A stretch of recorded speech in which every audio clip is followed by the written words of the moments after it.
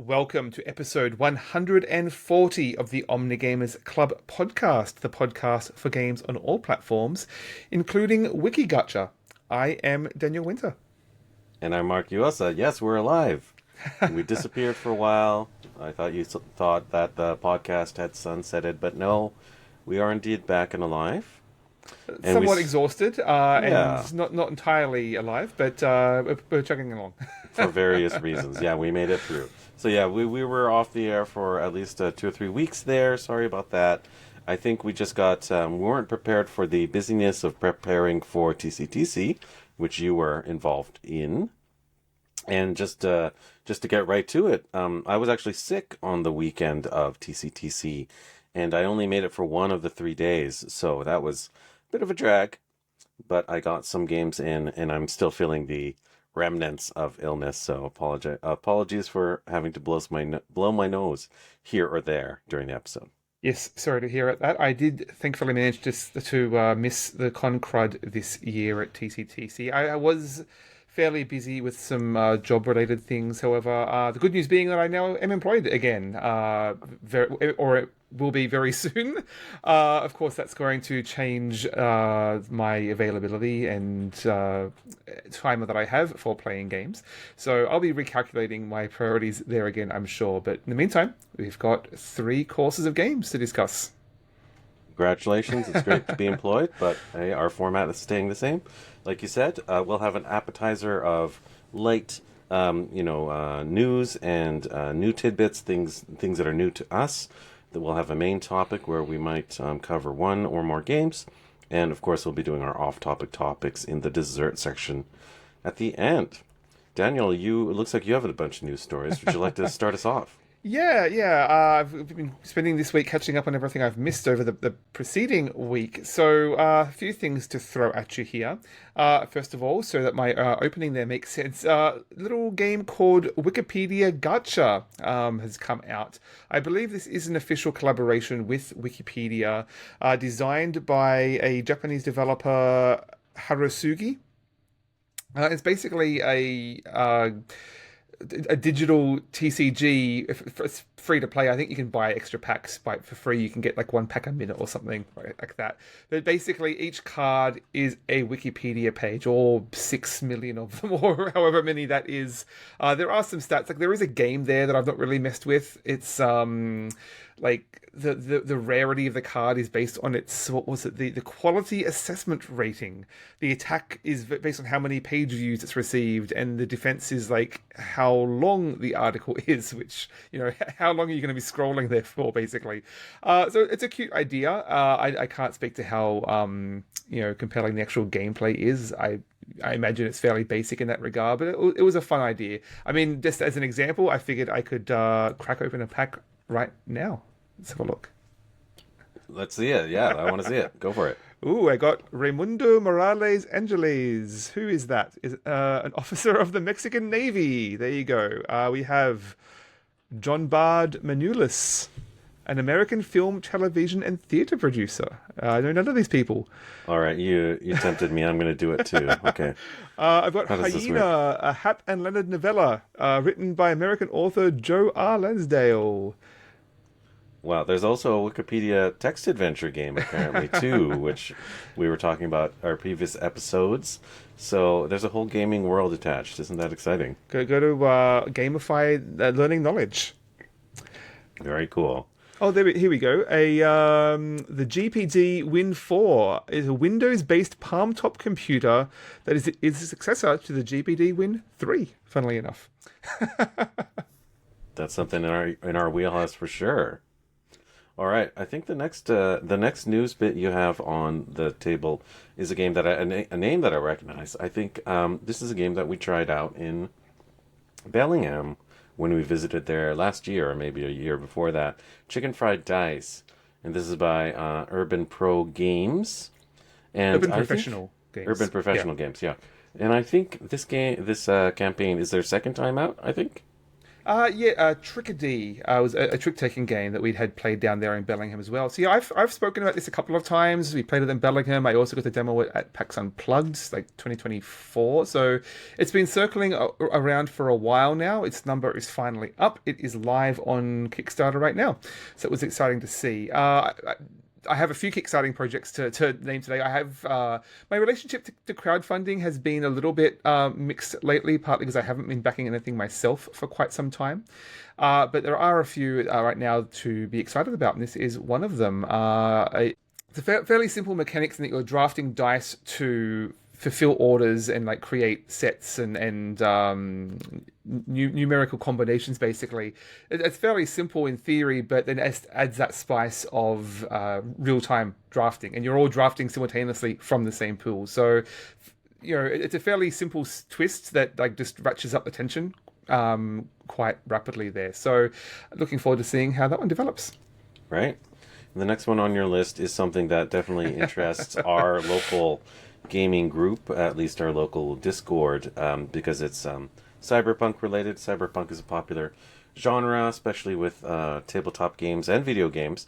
But in this case, this is the Cyberpunk TCG, so I guess related to the CD Projekt Red. Literally the property Cyberpunk TM.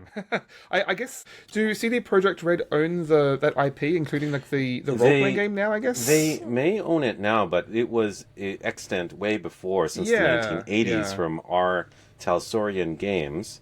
And as far as I was aware, it's still our Talsorian Games.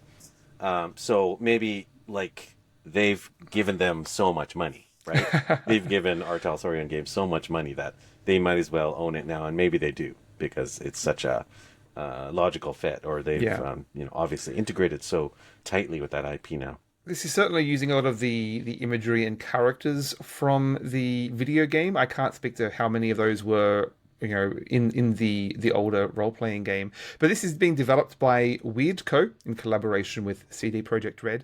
And I mean, what I've said there is about all I can tell you about the actual game, because you can scroll for quite some time on that Kickstarter before you learn anything about the game at all, because it's largely about what you can buy and what value you can get for that.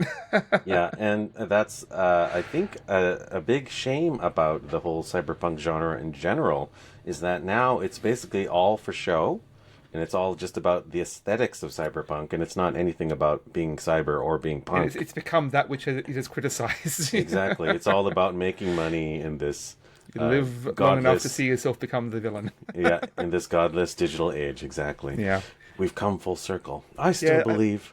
The pledges go up to like $8,000 just to get a whole bunch of booster boxes, and it just feels like pure market speculation at that point, and people trying to hoard value and assume that it might be worth something rather than being interested in the game. Like the how to play section is just a single video to YouTube, like a YouTube video that links to. There's no actual description on the page about what the game is.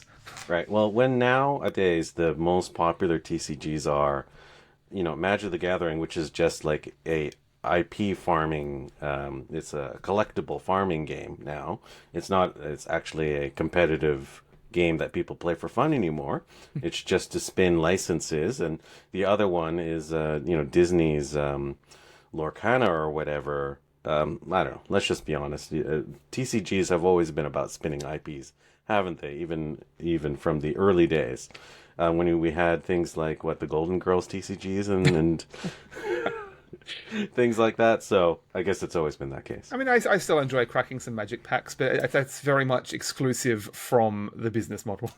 Yeah, I'm never gonna touch Magic the Gathering booster pack again, just like I'm not ever going to buy a D&D product again, because what's the point? They're just sold out so hard. I will gladly spend $1.25 for the Dollarama they take bulk cards and pre-package them into new boosters, which is worth zero amount of money, but it's just basically good fun to it's a very economical way of playing with random cards, essentially. Oh, of course. Anyone is welcome to play with their old cards or whatever. It's just now what's the point? Make your own enjoyment.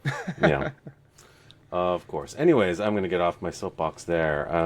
Do you have more campaigns you want to discuss? Yeah, just quickly. Lion Dancers from friends of the show, Hot Banana, who have previously discussed their games Steam Up and Moon Bunnies. And it's just always exciting to see them bring a very specific cultural awareness to board games. This time, obviously, with the Chinese tradition of lion dances, which we've just experienced. I was at the one of the local grocery stores, TNT, and when literally the line dancers came through and were throwing lettuce around the grocery store. So yeah, that's very much a well-represented tradition here, even in Vancouver. And that board game the campaign is over now, but you can late pledge, of course. But it's another relatively simple, accessible board game. It's designed for sort of family groups and things like that, but bringing a new spin to that tradition. Yeah, and I saw that Hot Banana Game was at TCTC, of course. They were demoing the line dancers, and they were also looked like they were demoing a prototype as well. Yes. I didn't get to talk to them, despite the fact that I was demoing many games on that one day I was there. Yes, that's another one I got to demo previously at Protocon last year. That's I don't know how much that is public knowledge yet, but it's another very fun piece of Chinese culture that they're exploring. Yeah, it was kind of like this cool, like 3D, very interesting. It had vertical tiers, shall we say? Right.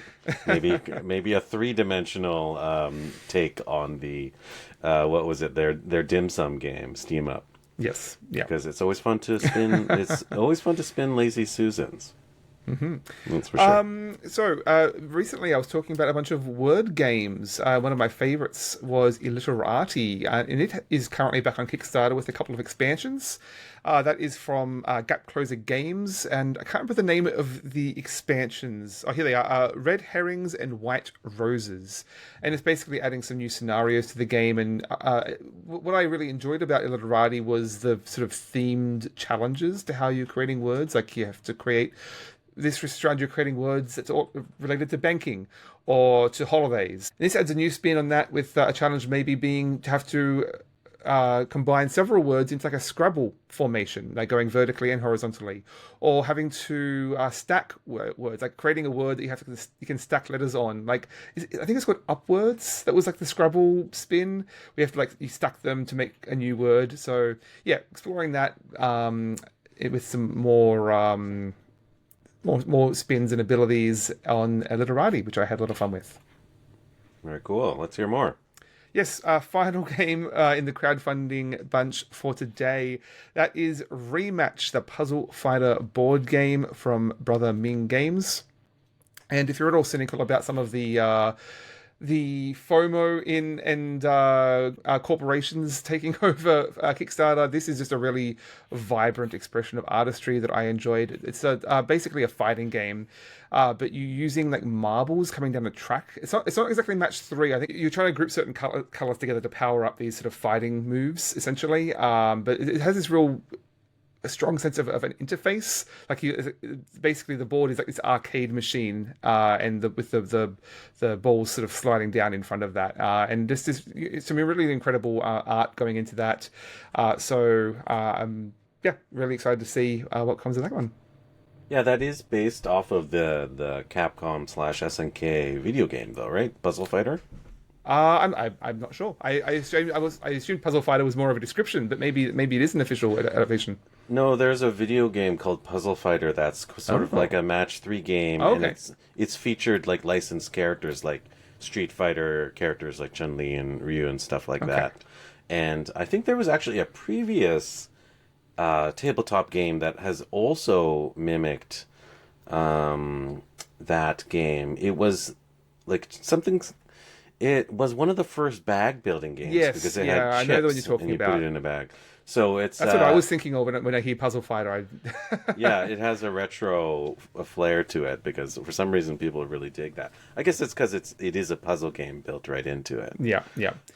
Cool. Excellent. Okay. Well, that's it for current crowdfunding. There was one upcoming project that I wanted to talk a little bit about too, though, if that's okay. Yeah. And that you've shouted out a few IP-based TTRPGs, like the recent Ghost in the Shell announcement. But one that's particularly interesting to me is Children of Time. This is based on the book by Adrian Tchaikovsky. And while I've previously discussed that I'm a little cynical about IP-based TTRPGs, at least I don't find much appeal in them. I think this is taking it in a slightly different direction, because that book is basically this sci-fi story about like generational ships and uplifted species. But it covers this generational period of time across thousands of years. And you see, cultures grow and expand and collapse, and with the way these cultures interact. The iconic one in that first book in the series is basically uplifted spiders, and how society is very different when you're looking at intelligent spiders. Basically, this game being published by Rowan Rook and Deckard doesn't look to be playing with specific characters or settings, but rather that framework of taking an uplifted species, which you will create yourself, and a generational ship that you will grow yourself and experience over the generations, and then how they clash when they finally meet at the end. So it's playing with a few different modes of play. And again, a really fascinating narrative framework rather than forcing particular settings. And I recognize that type phenomenon. Yeah, well, I am a fan of sci-fi, as you know, and I'm also a fan of Rowan Rook and Deckard.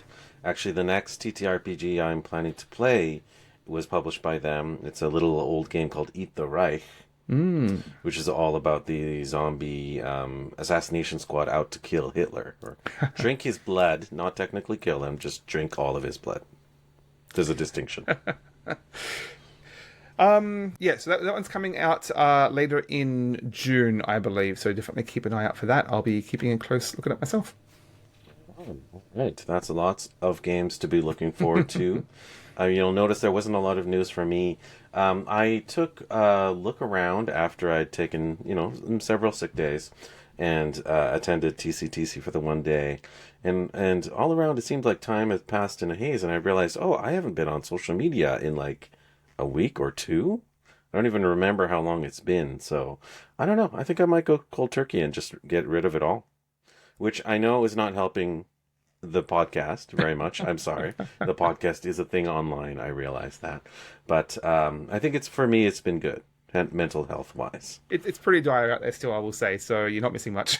Yeah, well, I jumped back in on it, and I was like, "Wow, not missing any of this stuff." See you guys. So you want to debate DLSS 5? I will check back in another week. See if the world's gotten any better or any worse. Okay. Well, in the meantime, why don't we jump over to our main course? That's right. We're still playing games here, though. We're still playing lots of different games. So, did you want to cover the big game that we both played? Well, why don't we just quickly run through? I think we will quickly run through our TCTC experiences, which is going to be very short.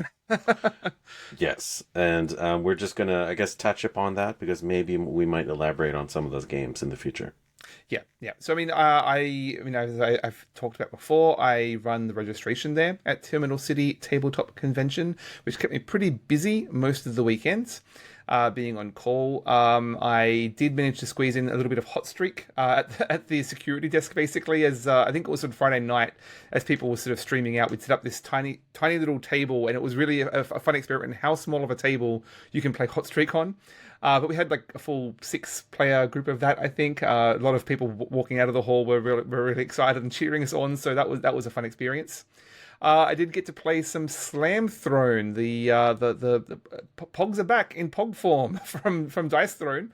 I picked up a little bit of that to play with my daughter at some point. And I did also this year finally book myself a slot in the RPG room for the first time and got off my bucket list Cloud Empress, which I'll talk a little bit about sometime, I think. Congratulations. Yeah. Like I said, I was only attending one of the days, so I got sick on the Friday. I actually took the day off work, hoping that I could recover in time for the first full day on Saturday. I didn't attend the first, obviously. I did go on Saturday. I had some commitments. I promised the organizers, like Andrea, that I would help do a little bit of volunteering on my own right. It was very easy, though, nothing compared to your hard work. I agreed to test some of the indie games. So there's the Big Indie Alley, And there were like so many tables. I couldn't even, I don't even know. There was like over 30 or something, right? It was quite large. Something like that, yeah. A lot of prototypes, people coming in from out of province, from the US, was really great to see. A lot of games I recognize from like Protocon and previous conventions, and a bunch I'd never heard of before, which is always a nice prize.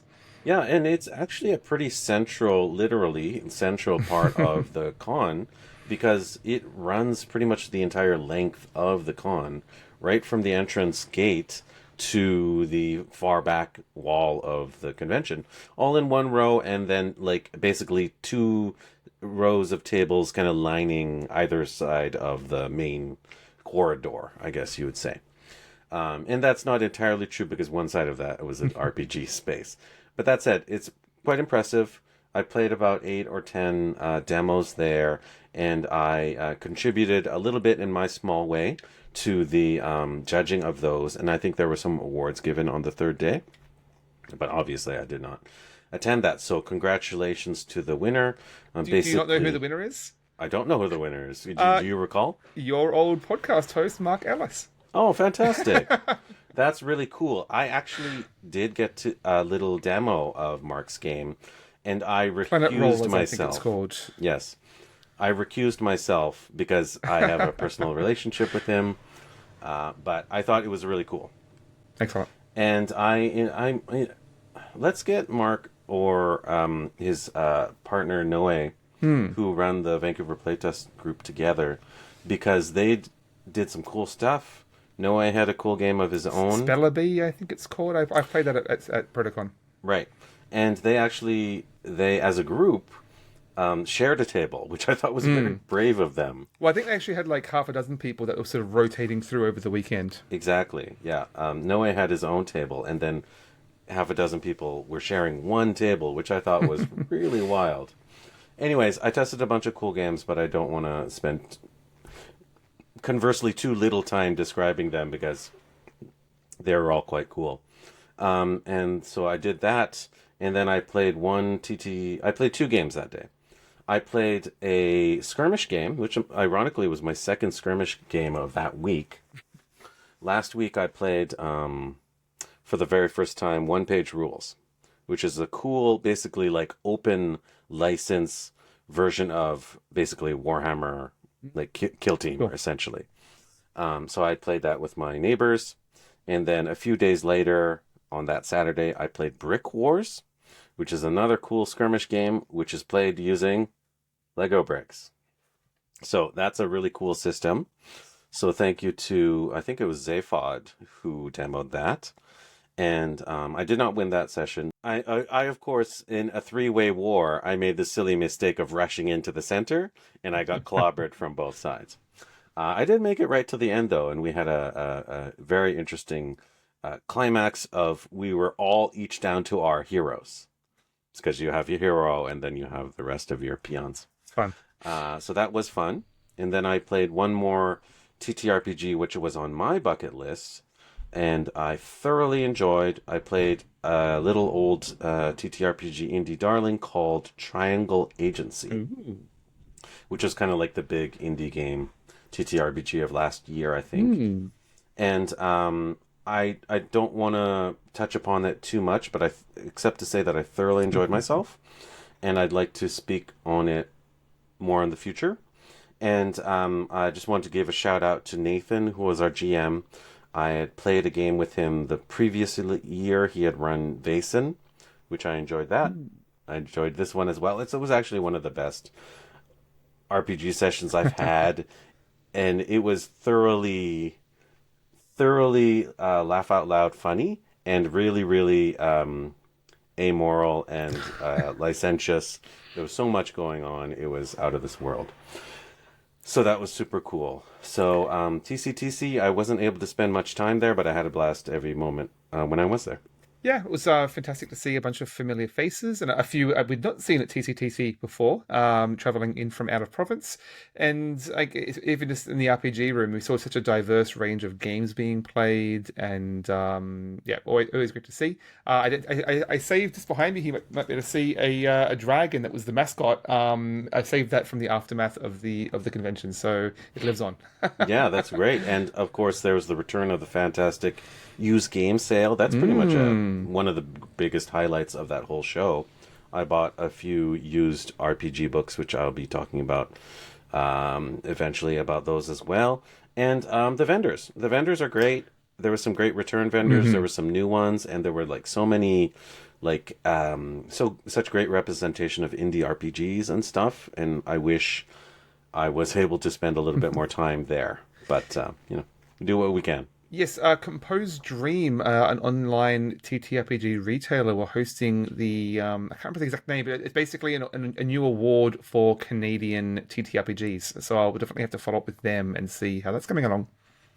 Yeah, another great thing that TCTC does is just like connect, obviously, people who love games and people that are doing cool projects with games. So, just like I met Nathan, fantastic GM. It would be great if we can kind of like build upon these relationships. It's much easier for you because you're in with the organizers. But yeah, so many cool ideas. I'll definitely be talking to the Vancouver Playtest group people, and I want to follow up on their cool projects. And there's still cool games that are being created out there, and I like to see grassroots, just like people making games on their own, not just companies and licenses. Yeah. Even though I didn't get to play much, it definitely energized me to get out there and experience more that the gaming scene has to offer, and I'm excited to get some new experiences to the table soon. Fantastic. Hear, hear. Well, you may be hearing more from some of those games in the coming weeks. Okay, for now, should we move on to a Meteor game that we played? Absolutely, yeah. I don't recall if we teased this at all, but it might not be a huge surprise considering some of the games I've been talking about lately. Yeah, sorry about the kind of repetition on a theme that you might be hearing a little bit, but I decided to follow your lead and play. What was the game that you recommended, Daniel? That is Castlevania Symphony of the Night. Yes, that's right. That was a game that was on my to-do list for a long time, my backlog for a long time, and you actually reminded me when we were just before we started recording. Is like, have I beaten any Castlevania games? The most direct relationship I have with Castlevania was playing that one GBA game over and over, the Game Boy Black and White Castlevania game over and over and over in my youth. And I guess that made me think Castlevania games are slow, plodding, and difficult, challenging platformers that are sort of unforgiving, which lots of games from that generation were. Let's be honest, you played most of them. I think you said as much in our previous episodes when we talked about them. I've discussed most of those previous games, like 10 or so of them, over the last several episodes. And there is some diversion within them. But Symphony of the Night is definitely a huge, a new generational shift in what these games are, essentially. Yeah, and let's just say that this game came out in 1997 for the... It wasn't originally for the PlayStation, right? Eventually came to the PlayStation. I believe so. A PS1 was the original, yeah. Okay. I think it was for other platforms too. Sega Saturn, and I mean, it's been ported to most platforms since. That's right. I own it for PlayStation Network, so you could have played it on PSP. I could have played it on PSP or Vita, but I ended up playing it on the Trim UI Brick, which is great because it's a nice, 4 dimensions game, like the PlayStation 1 generation was, and it looks beautiful. Was this the first one that introduced the more role-playing mechanics? Well, funnily enough, no. I mean, as I've discussed before, Castlevania 2, way back, actually played with a lot of this. It had a level up system. It was a non-linear exploration game, and it was rather obtuse and simple in how it did so. But this is pulling a lot from that in the leveling up mechanics at the very least.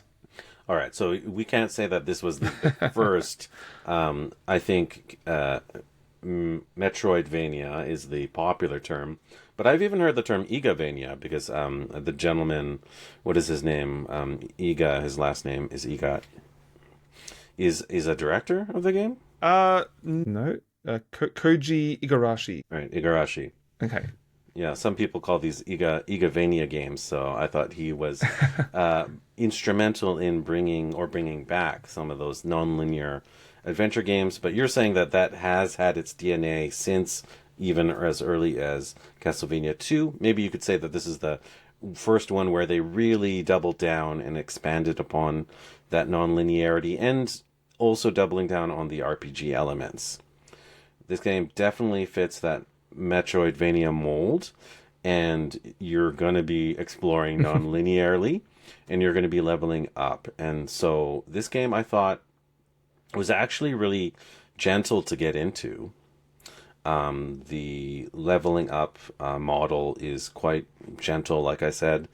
You start off very simple, basic. Instead of whips, you have swords because you're playing as Alucard, Dracula's son. And I don't know, I didn't access a single whip when playing as him.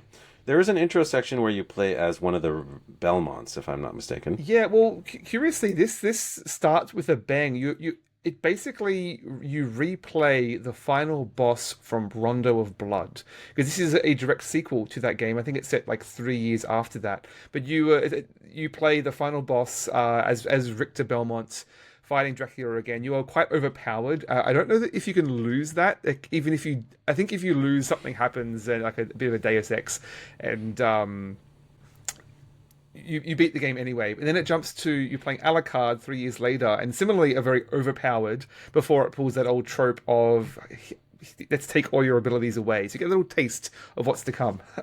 Exactly. You can't play a Metroidvania game at full power. You have to lose everything and, of course, gain it all back, which you do in this game. I just thought that this game would be a lot harder, kind of like nail-biting, challenging, kind of grueling action platformer game like the early 80s games were. And I found that this was really just the opposite. It was just kind of slow, kind of meditative. The platforming was almost never that difficult. And even the bosses were pretty tame. I don't know. What do you think about the difficulty compared to the other Castlevanias? Definitely, probably the easiest. Partly because you can sort of grind out and level.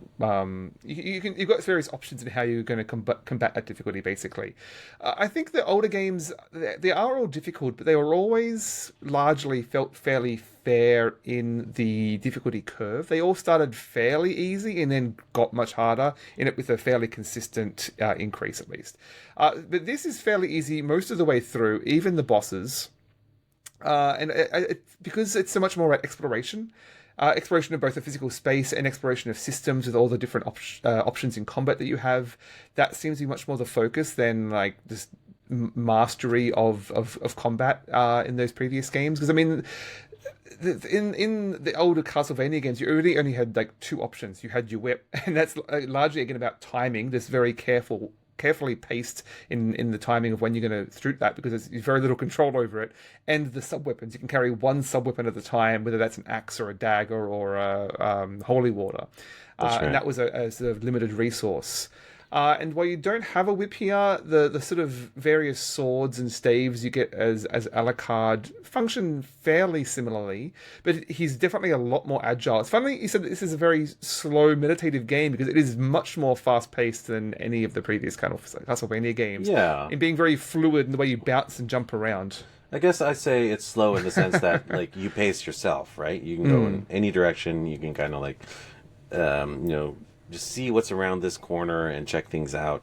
And those elements are still there. You still have your primary weapon and the sub-weapon, which you can carry one at a time. And most of those are repeats of previous entries. You got your stopwatch. You got your bottle of holy water. You got your... Is the salt. You can sort of throw some salt at the enemies. That one's pretty cool, actually. Is it salt, or maybe it's something else?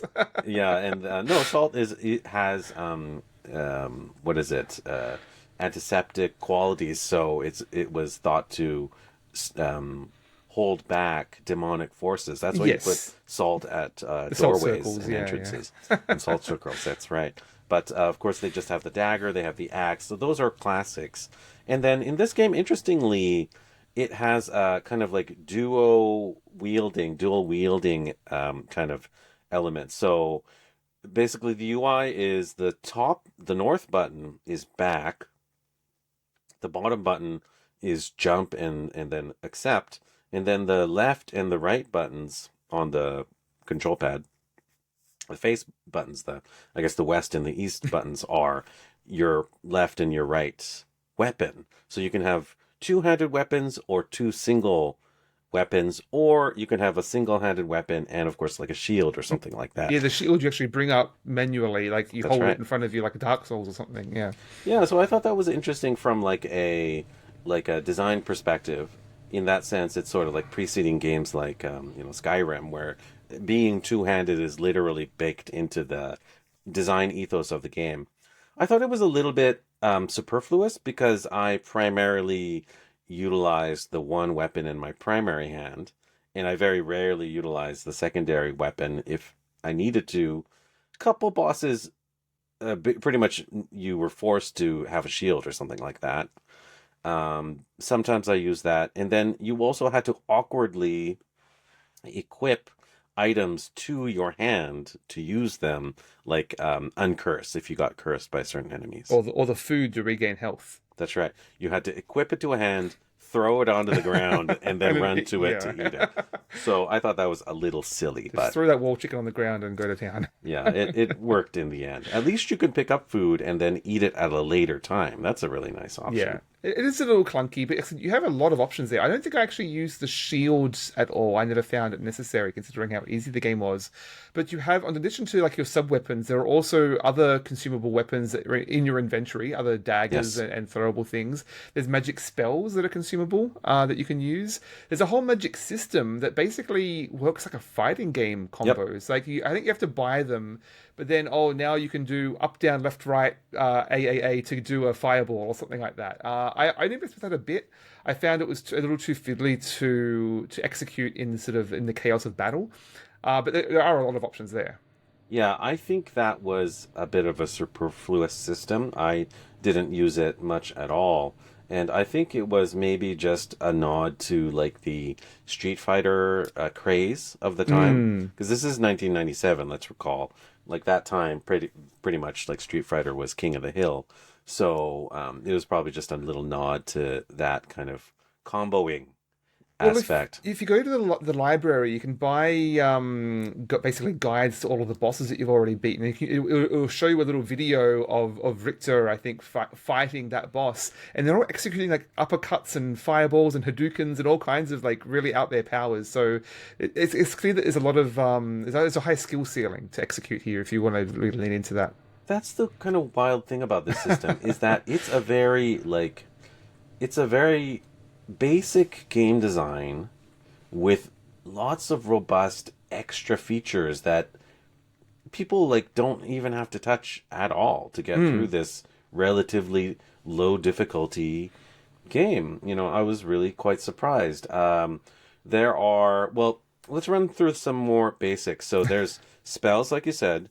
There's equipment, which we already covered. There's also relics. And relics are these sort of like kind of like ultimates. Your classic sort of Metroidvania upgrades, basically. Yeah, they're the persistent, passive upgrades.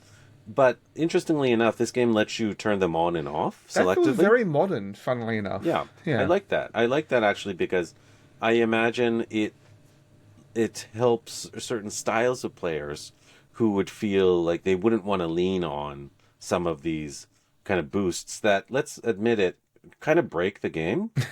Like, what is a action platformer game? Is it an action platformer game when you gain the ability to fly at will? Which, spoilers, you do gain the ability to fly, and it becomes sort of central to certain puzzles. Can you really call them puzzles if you just fly? I don't know.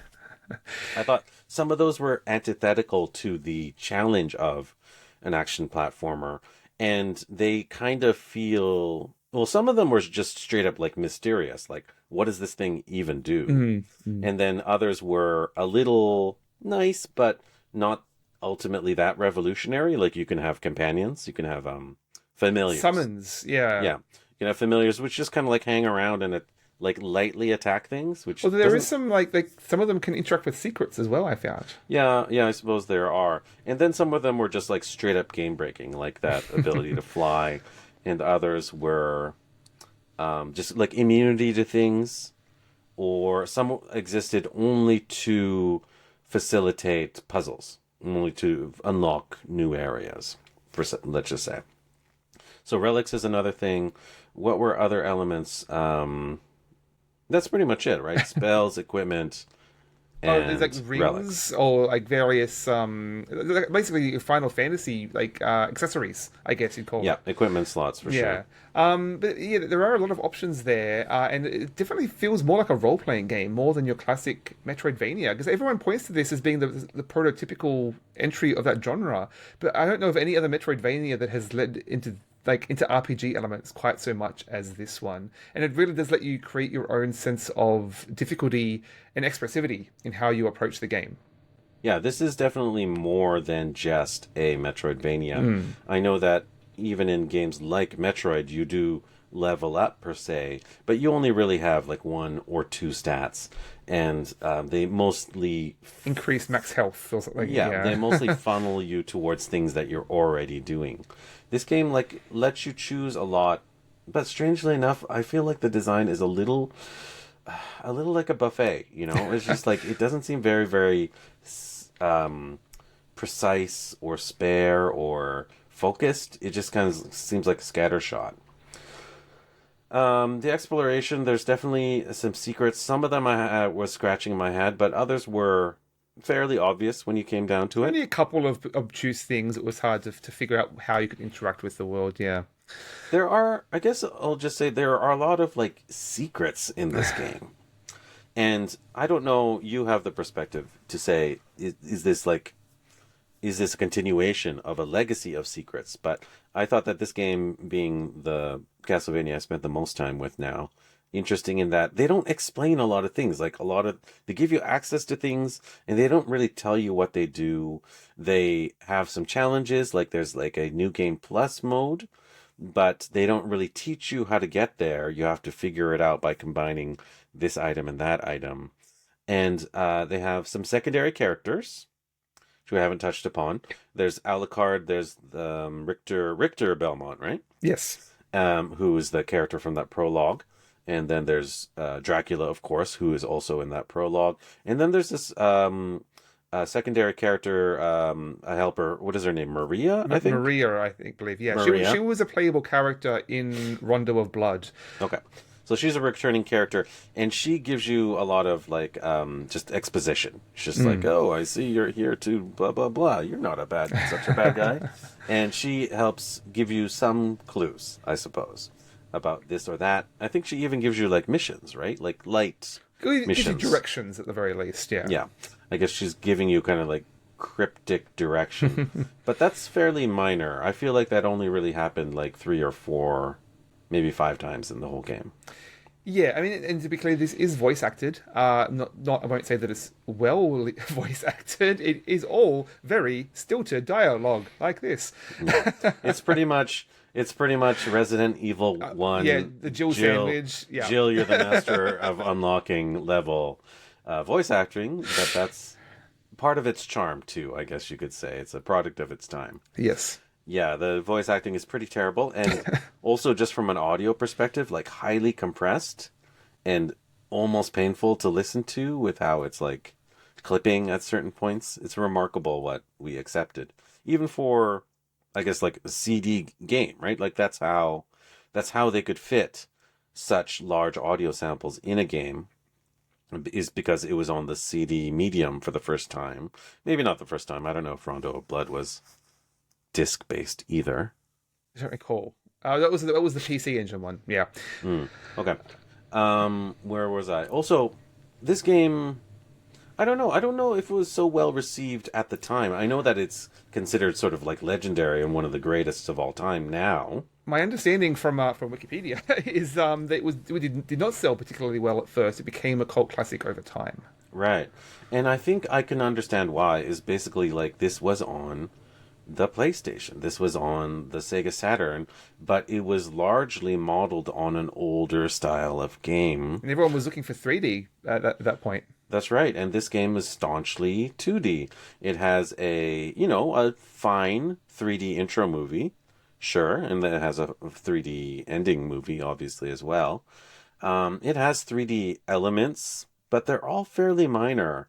I could probably count them on one hand. There's the kind of the effect when you're at the saving. There's like a 3D Like a object. D20 or something, whatever it is. Yeah, there's a 3D kind of gemstone, and it twirls, and then it turns into a coffin. There's some interesting stuff in the background in the sky. The sky pattern is strangely raging.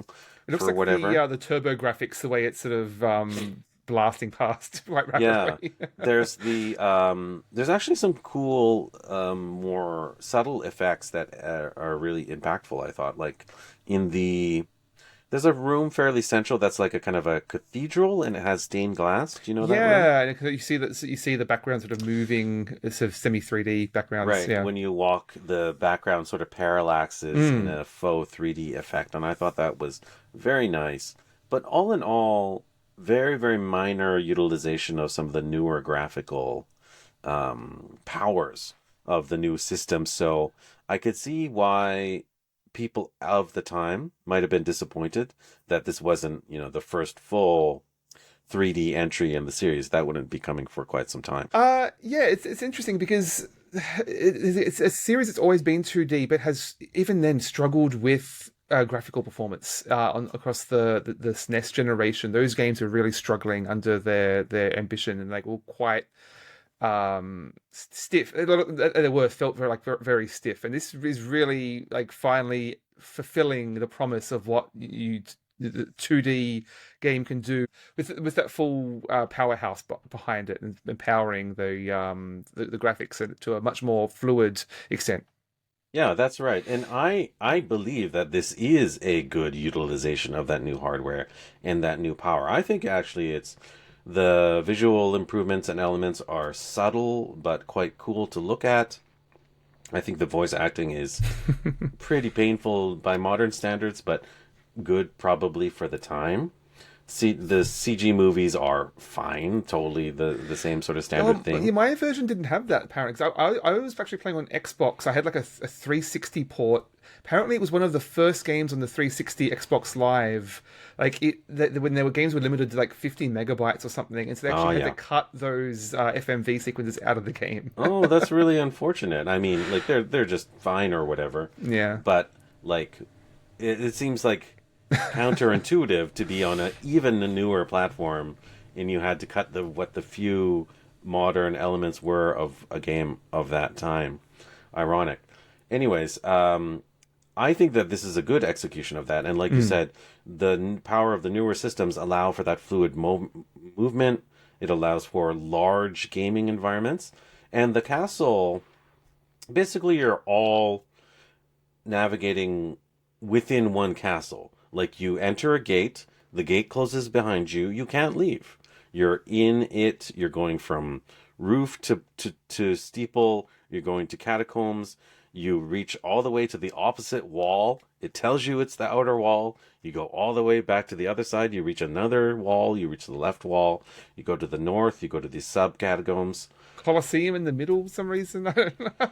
Yeah, that was an interesting move. It doesn't entirely make sense, but it does have a great sense of space, from like the steeples at the top to the catacombs down below. Yeah, it feels like there are different like biomes. Like say if this was a spaceship, like a generational ship, and this is like, hey, you've entered the new Colosseum zone. Congratulations. The environments feel distinct and cool, and they have distinctive enemies and distinctive patterns.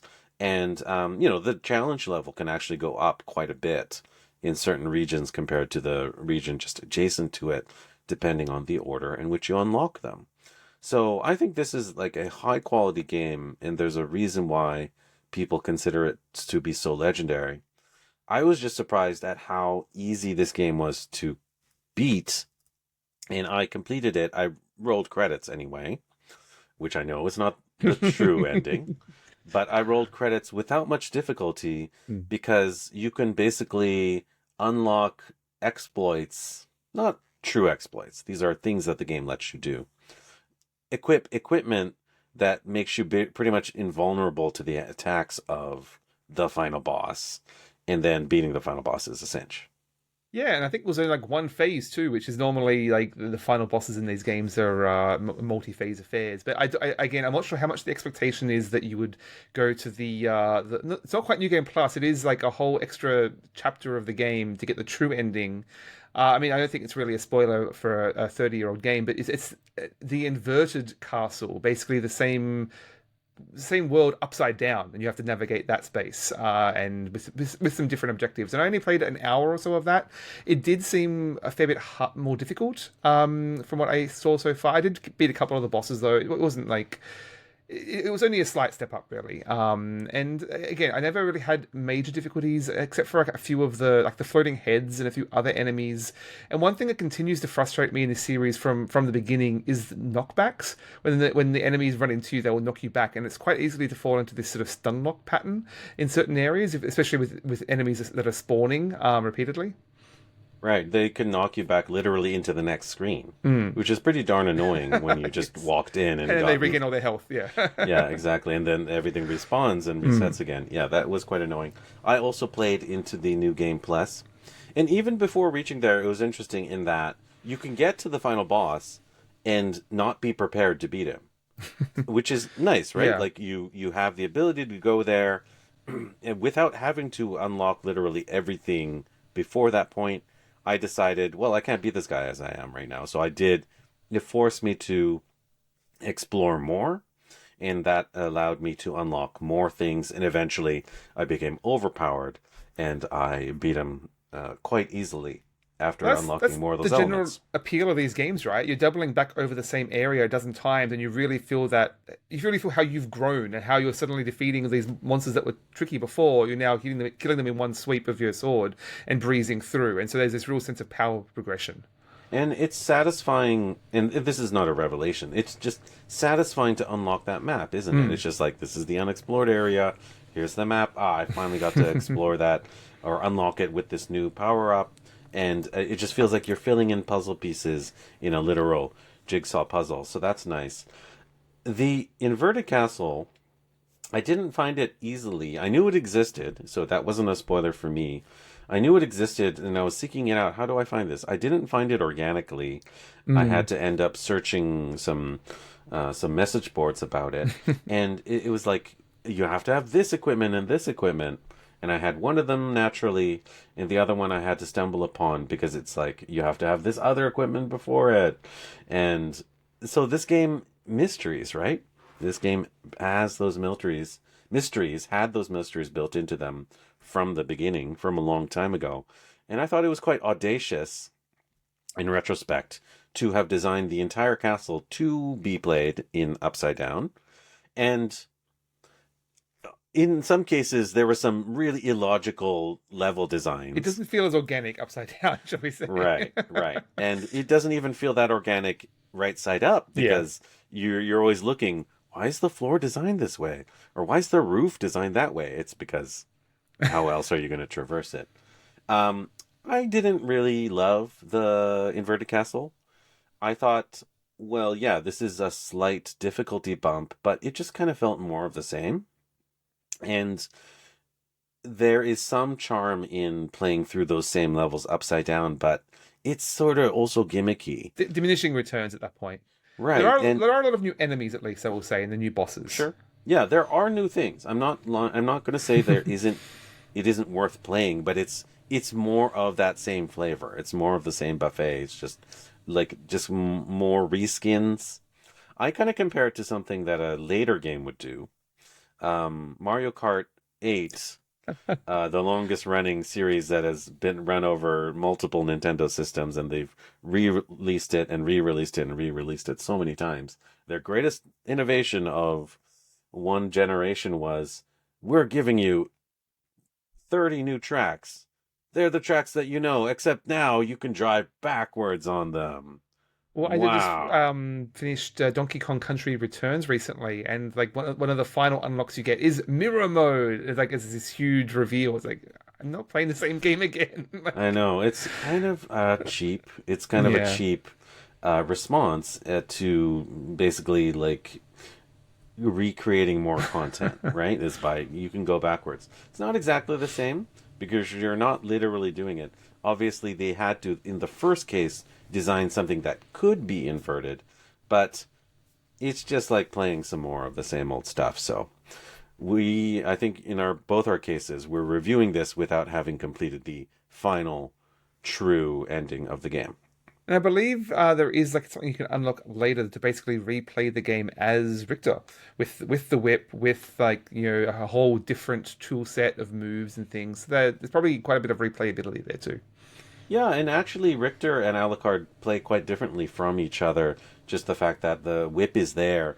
Like, I felt it when I tried to do a new game, is like playing the intro after the whole game, playing with Alucard's sword, playing with that whip for those first few minutes felt weird, and also felt like kind of coming home in a way, too, because you expect the action to work that way in a And Castlevania game. I think there are some versions where Maria is also playable again because she was playable on Rondo of Blood, but like played very differently with like summons, largely like throwing out birds and cats as attacks, which you might be familiar with from Vampire Survivors. I know there's the analog there. Um, so yeah, she's very different as well. Yeah, so Castlevania games, they're sort of like an engine for creating these sort of non-linear games. You can remix the parts, you can remix the characters, you can even remix the castle. And this game is kind of a game of remixes, I feel like. I think they do it pretty well. Speaking of remixes, the music's pretty damn good. Yeah, we need to mention that at some point. The music's pretty damn good. It's kind of like legendary, right? Well, it goes from in so many different directions, like this sort of really gothic classical epics to thrash metal and prog rock to like Dead Mall Muzak in the Colosseum for some reason. I don't know. Yeah. It's very And strange. really like kind of like gentle, like kind of Fury Lee's kind of piano pieces too. So like it covers the whole gamut for sure. Mm. And I think the visual style holds up. Like this game like looks really sharp. I think some of the animations look surprisingly smooth.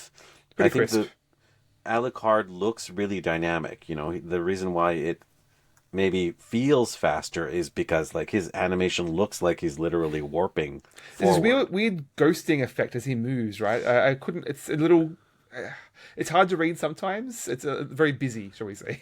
Is it just that there's more frames per second than any other Castlevania before it? Possibly, yeah. Yeah, probably since that 128-bit system or whatever that PS1 is lets you have that sort of power. Mm. So I thought this game was great. I think it was very worthy of playing. I might even, if I get bored later, continue to play through the Inverted Oh, I'm Castle. definitely doing that. Yeah. Yeah, but I'm not like dying to go back and play through that. But I thought every moment that I played was smooth, enjoyable. Even the mild challenges, I was like, I kept going back to them. And a lot of the bosses I just beat on the first try. And very few of them did I have to go back 2, 3, 4 times. Hmm. But they were all enjoyable. They looked great. A lot of like duo bosses as well. I guess there were. And there were some really interesting ones. Like, there were some, like the ball of flesh or whatever. Yeah, like the hundreds of bodies in one giant orb. Yeah, that one was like one of the coolest 2D bosses I've ever played in a game. And I'm like, how did they do that at the time? It's like, what is it? Hieronymus Bosch painting or something like that come to life. Some really cool metal kind of design here. Very over the top. Very, very good pulpy horror fun. Yeah. Yeah, I liked it. And I know that the series does continue down this line of evolution, mostly for the future games. I'm looking forward to exploring those at some point. This was my main goalpost for this to see this line of evolution up to this point. I will continue at some point once I don't know if I settle into my new work schedule, I guess. But yeah, it's been a fun journey. Yeah, I might continue. I might try and continue following with you because I actually own some of the collections. So there are Konami came out with collections of basically most of the Castlevania games, but the ones that I purchased most recently were the GBA ones. So there's at least 3 GBA entries in the Castlevania series. And there's also 3DS entries in the Castlevania series. And each of them has like a cute little name. Like I think the Dominus collection holds the DS games. So you can go get that on a variety of platforms, but definitely on Switch and Steam.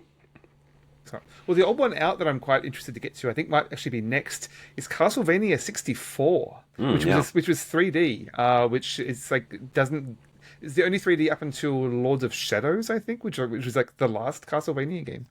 But there are two Lords of Shadows, though, right? There's Yes, one and two. yeah.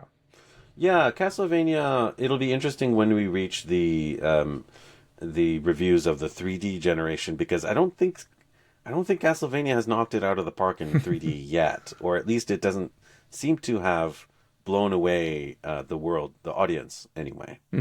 Yeah, I know that those games have their fans, so I'm curious to see how they compare. And of course, we have Belmont's Shadow, I think, the new game coming out later this year. And of course, we have Vampire Survivors, Vampire Crawlers, Yes, the demo of which I did play, which I'll have some thoughts about in the future. excellent. Yeah, it's now actually officially connected to Vampire to Castlevania universe. And one final point. I mean, I've talked about in comparing this series how I think Zelda really deserves its place in this genre.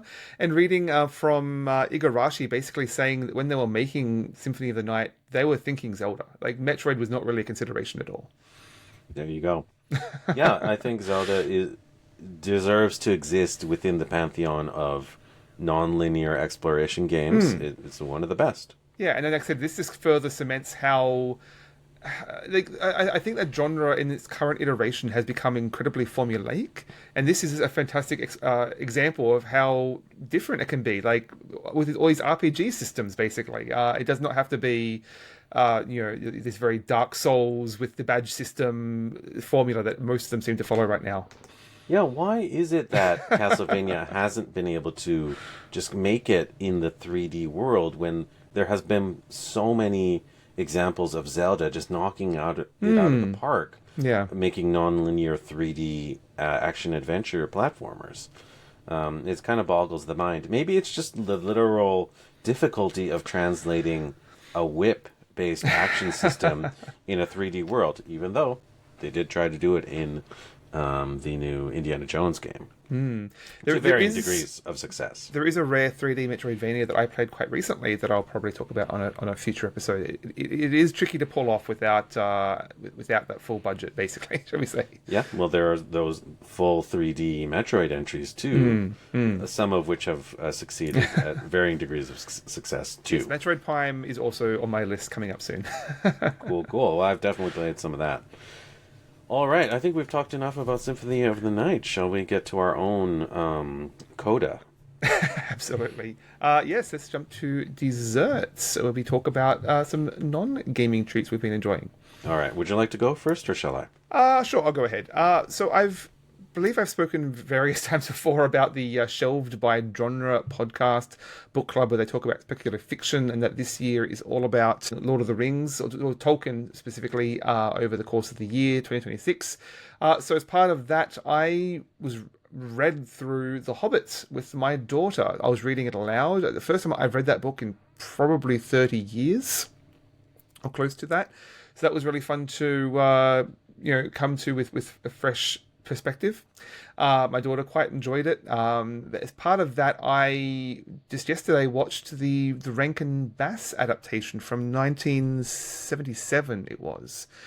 Which was quite interesting. A very strange adaptation in it being very fast paced. Like it's just very it's extremely breathless. It just does not pause for effect or pacing at all. It's just constantly charging forward to the next set piece, but incredibly beautiful. Not just in the animation, but just the illustrations and the backdrops. It's really that very 1970s fantasy, sort of almost psychedelic aesthetic. But I was surprised. What I learned is that it's animated by a little company called Topcraft, which you might be familiar with, because that they animated Nausicaa, Valley of the Winds, and basically, following a bankruptcy situation, became Studio Ghibli. Wow. The history, it's all intertwined. Yeah, I've been looking forward to checking out some of their other movies. The Flight of the Dragons was one that I really enjoyed in my childhood, so I'm going to be revisiting that soon, I think. Interesting. I have not read The Hobbit. I have not watched any of the Hobbit films. Oh, you don't need to do that. Exactly, yeah. I basically decided to boycott that film as soon as I heard that they were making a trilogy out of essentially what was a novella to begin with. Yeah, Cash grab. Reading through the book, it really does bring to light how different in tone it is from The Lord of the Rings. It's a very different authorial voice. Has a very heavy sense of a narrator. You can sort of hear the parent talking to their child with all these little asides and references, and it's very much a fairy tale in the prose style. It's not like character dialogue back and forth. Like the 13 dwarves are very much a homogenous mass. Only like two of them get any real characterization. It's just this sort of set of events trailing from A to B, essentially, and funny things happening along the way. Yeah, it's really like they're different series, right? Not series at all in some cases. They're different properties because they were never intended to be connected because they were written years apart from each other, as I recall. Yeah, and then The Hobbit does have like references to a larger world, but it doesn't feel coherent with The Lord of the Rings or even with itself in many regards. It's just funny little asides. It's never really. It doesn't have the importance and the epic scope that the both Lord of the Rings and the Hobbit films tried to impart it with. That's partly why they feel so out of place. I think those films. Yeah, basically, The Hobbit is Dragon Ball to The Lord of the Rings Dragon Ball Z, or Z as they call it in America.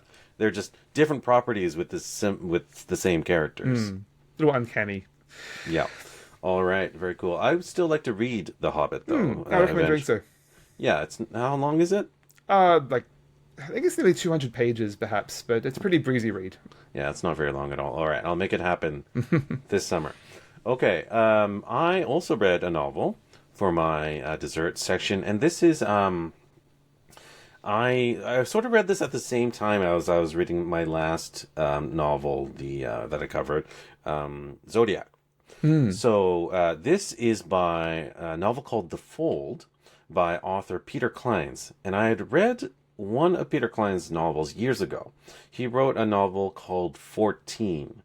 And I remember that one pretty fondly, actually. It's not a, epic or anything, but I thought it was simple and effective. It's kind of a simple but creepy tale about this haunted LA apartment complex. So it's sort of like, Melrose Place meets H.P. Lovecraft. So I thought that was an interesting blend.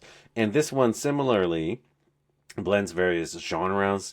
It has like this X-Files style cold open with two secondary characters that you'll never meet again, and then you are introduced to the protagonist, who's this unlikely hero. He's kind of like Fox Mulder meets Jack Ryan out of the Tom Clancy style novels. He's like this polymath, has an eidetic memory, and a super genius. But he's hiding away in this small town as a high school history teacher or something like that, English teacher. And why is he hiding there? It's because his eidetic memory, which is like, most people call it like perfect memory, right? You remember literally everything. You scan a book and you can remember all of the pages. You can know where every object is within your household at all times, so you can navigate it without the lights off, because you just know everything about everything. So this character is kind of like shuts himself away from the world because he doesn't want Too to powerful. know everything. Yeah. But he gets pulled into a mission by his childhood friend, who of course works for the government or the military or something like that, and he's got to get Mike, the person with the eidetic memory, to help him unravel this sort of mystery. And what is that mystery? The mystery is about this secret off the books project that's happening in the desert near San Diego or something like that, where this team has created an invention, and the invention is too good to be true. Let's just say it has something to do with like wormholes. So I'm not going to spoil the ending or whatever, but the fun part of the story is that it is too good to be true, and it's all about how Mike is unraveling why exactly it's so hard to believe in with his signature eidetic memory powers. And I thought that this book did it is pretty inexpertly written. Like the author Peter Kleins has a very kind of, I wouldn't say young adult writing quality, but kind of like that level of seriousness. Sounds like some tropes that can very easily fall into some power fantasy concept, shall we say? It is very kind of pulpy. It kind of revels in that. It's not self-serious. It touches upon a lot of genre fiction, which of course I love.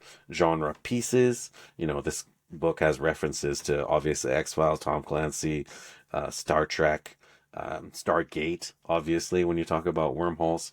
So much of that sort of stuff, but like I revel in that, right? So it was totally speaking my language. But the main character is interesting enough. He's not like so charming, but like his flaws are what make him interesting, and his kind of phobias and foibles are what make him interesting. Unfortunately, this was one of the two novels I read recently where I thought that the non-white characters were not very well developed. There is only really one non-white character of any consequence in this book, and he's sort of a stereotype in his own case. And the other ones are just written like, you know, the stern DA was bearing down on him with his whatever bad attitude, and then the Asian DA was saying this, and it's like, what the hell, man? It's Sometimes like, you're better off just writing what you know rather than trying to force it. yeah. And also, like, why are white people the default? Is it that everyone else who's not described to have an ethnicity is white, right? Because this is an English novel. The only people that can speak English are white, obviously, or care about English are white. So, you know, that has to be it. White is the default state of being for protagonists and side characters of fiction. Well, I don't know. I don't believe that that is the case. So it's unfortunate that the last two books treated their characters that way. But this, this is a product of its time. And this book, I thought, for how flawed it is, it had some interesting ideas. This, like I said, is sort of a mystery story, and I won't unravel the ending, but it does climax to from a slow start to like a really just like frenetic climax into like full on like action movie level, like just extreme explosive action happening near the end. And then they wrap it up really neatly. It sort of felt like they were opening it up to sequels. Obviously, every book has to be a series now. So it sort of ended up wrapping like, hey, this is the end of season 1 of a TV show. And of course, the same cast of characters is going to go for another ride next summer. So that part of it was a little bit unfortunate, but Jack Ryan will return. Yes, I did. For how predictable, I guess, this ride was, it was an enjoyable one with the bumps and jumps and scares in the right places. It's like the old Penny Dreadfuls that you just want something familiar that you can flip through and have a good time. I have no reason to complain because I love genre novels. I read Shadowrun and I read I read Shadowrun novels and I read Star Trek novels, and they're great because they're they're predictable, right? Like they bring me back to a fun place with characters I like. And this is similar in that sense that it references things that I like. So I have no reason to complain, other than the small complaints that I made in other places. Yeah, Peter Klein, interesting author. Not the best highbrow stuff, but not the same old standard sci-fi either. So in that case, I enjoy it. So, okay. Well, if you have any questions or comments about any of the games or genre novels that we've discussed today, you can contact us at omnigamersclub@gmail.com or at our website, omnigamers.club. That's right. You can watch videos of our episodes that we put up on YouTube. Please subscribe. Leave a comment there if you haven't yet. And if you do want to check into some of our older back catalog, you can catch those only in audio form on a podcatcher of your choosing. Please check those out. We talk about a range of games, not always the latest hotness, whatever we want on whatever we happen to be playing. And we do this just for the fun. We don't have any ads. We just do this as a labor of love. So we'd love to hear your feedback.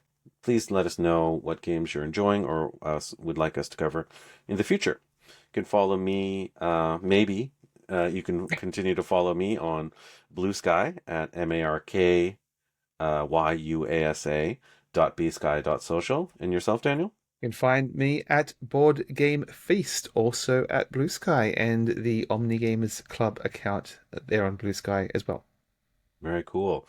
All right. I am excited to think about some new topics we're going to have to cover. We've been playing some more RPGs. You and I have both played some of our bucket list RPGs recently, so we're definitely going to be able to talk about those.